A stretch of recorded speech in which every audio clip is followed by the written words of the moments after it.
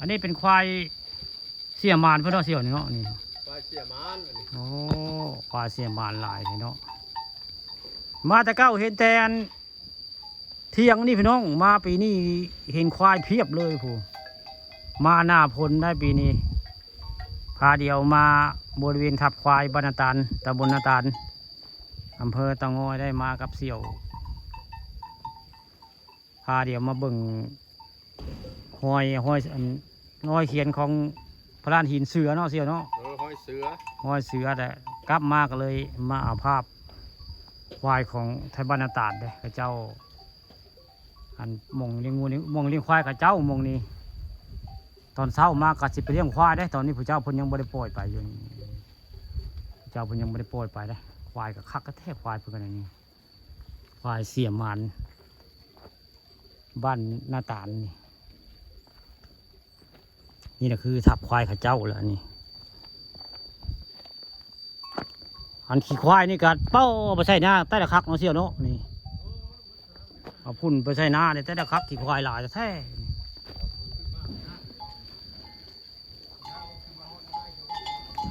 มาเมื่อนี้เห็นควายเพียบเลยพี่น้อง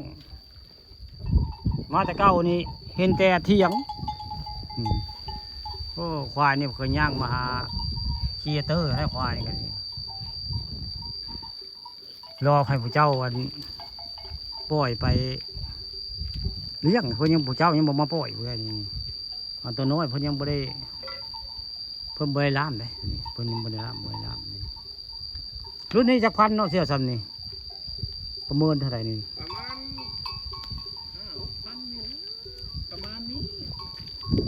ถือว่าเป็นควายเขางามเนี่ยควายเขาตั้งเนาะควายเขามันเป็นควายเขาเงียบได้สับตัวนั้นเลยอ๋อ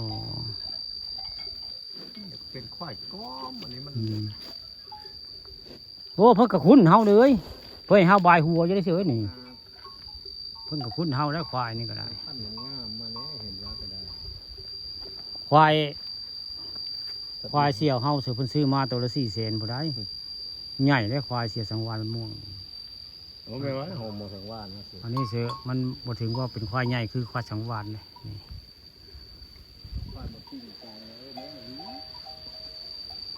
แสดงว่า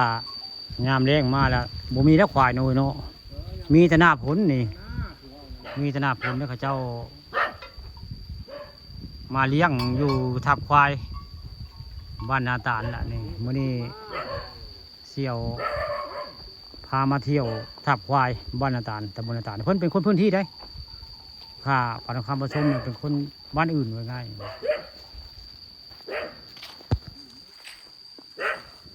มาก็เห่าได้มาก็ได้ผู้มาเพื่อก็เห่าเท่าไรพุ่นกระเบิดพี่น้องผู้แม่นพุ่นลาแต่พี่มาเอายากได้เบิ่งแล้วนี่มันทางมันลวกได้สิคือน้องเอ้ยเป็นทางบังคับคืออยู่เอามาซื้อเอาพุ่นนี่ไปใช้ชนะก็คือเยอะ